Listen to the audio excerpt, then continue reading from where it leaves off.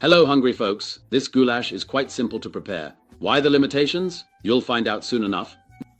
Letscho Goulash is hearty and incredibly delicious, pairing wonderfully with tasty side dishes. Let's see what ingredients we need for this culinary creation. I usually prefer to use pork loin, though you might also want to try a fattier cut or combine it with some beef. We definitely need the namesake ingredient, namely letscho. You can buy it ready-made, but if you're willing to put in the effort, the taste is worth it. You can also make letscho at home yourself, and let me tell you, for that, I have a truly fantastic video showcased right here for you. We need some good quality salt and a little bit of fat for frying. I'd suggest using clarified butter and also some flour. For preparation, we carefully pat the meat dry and then cut it into nice bite-sized or goulash-sized pieces. Big chunks, like goulash.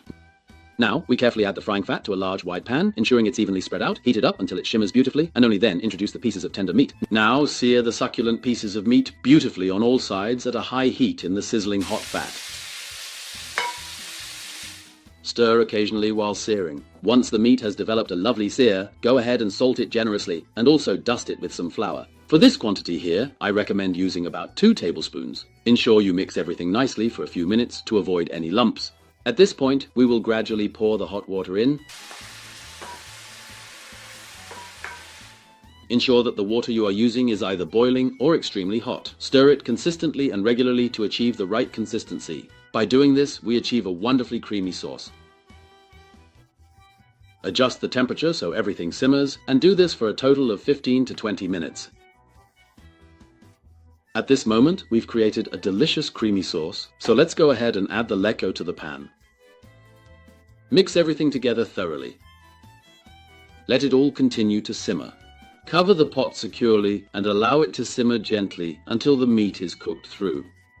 This will take about another 20 minutes, then remove the lid. Stir it well one last time and our tasty goulash is ready. Now take it off the heat. The color alone is appetizing and the strong aromatic scent too. I'm serving it with rice.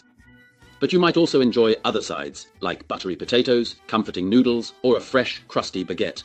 Prepared just right, this delightful dish is perfect for any gathering or party. Enjoy cooking and savoring every single bite.